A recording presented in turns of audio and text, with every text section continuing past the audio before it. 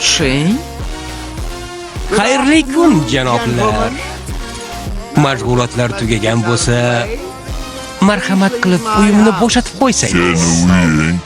Ha, darvozada tovuq suratini ko'rmadingizmi? Senga o'zi nima kerak? Qonunan menga tegishli bo'lgan Gunmeng shahri.